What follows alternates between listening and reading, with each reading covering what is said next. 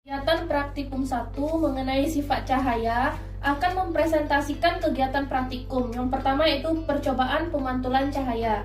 Alat dan bahannya yaitu yang pertama cermin datar, kemudian cermin cembung dan cermin cekung, lalu lampu senter, kemudian busur derajat, kertas putih, lilin, layar atau tabir kertas, dan celah cahaya yang akan digunakan sisir.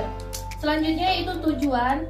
Setelah melakukan kegiatan dalam percobaan ini diharapkan agar dapat yang pertama menjelaskan sifat-sifat cahaya, kemudian menjelaskan sifat-sifat bayangan yang dihasilkan oleh cermin, menjelaskan sifat-sifat bayangan yang dihasilkan oleh lensa, menentukan fokus cermin cekung, dan menentukan fokus lensa cembung. Prosedur percobaannya yang pertama, percobaan pemantulan cahaya pada cermin datar, susunlah lampu senter dan celah cahaya di depan cermin datar seperti yang telah disediakan berikut ini. Kemudian setelah lampu senter dinyalakan, amati dengan baik jalannya berkas cahaya pada saat sebelum dan sesudah mengenai cermin datar. Gambarkanlah jalannya berkas sinar pada langkah 2 sehingga tampak sudut datang dan sudut pantulnya.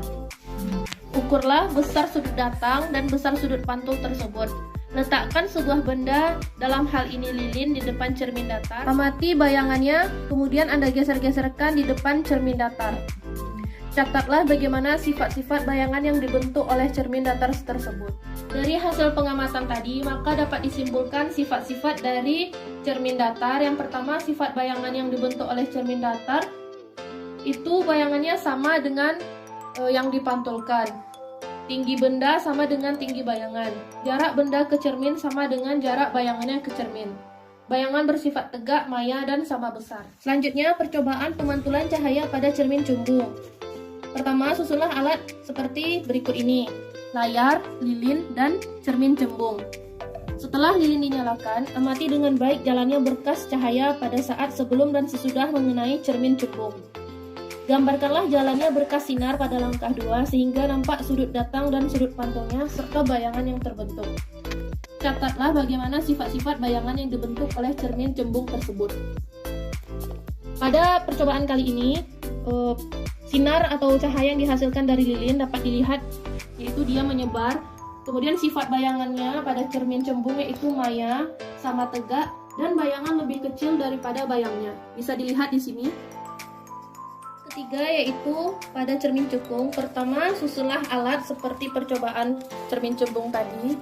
Setelah lilin dinyalakan, amati dengan baik jalannya berkas cahaya pada saat sebelum dan sesudah mengenai cermin cekung. Gambarkanlah jalannya keluar berkas sinar pada langkah 2 sehingga tampak sudut datang dan sudut pantulnya serta bayangan yang terbentuk. Catatlah bagaimana sifat-sifat bayangan yang dibentuk oleh cermin cekung tersebut. Aturlah jarak benda atau letak layar agar pada layar terbentuk bayangan yang jelas dan tajam. Selanjutnya, ukur jarak benda dan jarak bayangan. Jika benda di depan cermin cekung terus digeser menjauhi cermin, maka pada jarak tertentu bayangan benda akan menghilang atau tidak tampak. Ukur jarak benda dari cermin cekung pada keadaan tersebut. Pada percobaan kali ini dapat dilihat bayangan cahaya dari lensa cekung. Apabila dijauhkan, maka bayangan cahaya tersebut akan hilang.